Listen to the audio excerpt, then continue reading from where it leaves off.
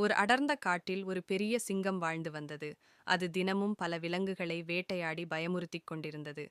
காட்டில் உள்ள எல்லா விலங்குகளும் பயத்தில் வாழ்ந்தன. ஒரு நாள் விலங்குகள் எல்லாம் சேர்ந்து, இப்படி தொடர்ந்து சிங்கம் வேட்டையாடக்கூடாது, தினமும் ஒரே ஒரு விலங்குதான் சிங்கத்திடம் போக வேண்டும் என்று முடிவு செய்தன. அந்த நாள் ஒரு சிறிய முயல் சிங்கத்திடம் போக வேண்டிய நாள். முயல் மெதுவாக தாமதமாகச் சென்றது. அதை பார்த்து சிங்கம் கோபமாக கேட்டது, "ஏன் இவ்வளவு நேரம் எடுத்தாய்?" முயல் புத்திசாலித்தனமாக சொன்னது, "அரசே, வழியில் இன்னொரு பெரிய சிங்கம் என்னை தடுத்து, நான் தான் காட்டின் அரசன் என்று சொன்னது." இதைக் கேட்ட சிங்கம் மிக கோபமடைந்தது. "அவன் எங்கே?" என்று கேட்டது. முயல் சிங்கத்தை ஒரு கிணற்றருகே அழைத்துச் சென்றது.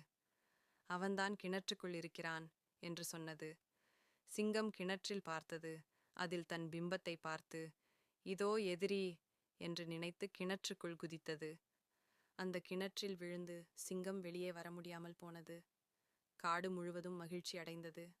சிறிய முயலின் புத்திசாலித்தனத்தால் பெரிய ஆபத்து தீர்ந்தது.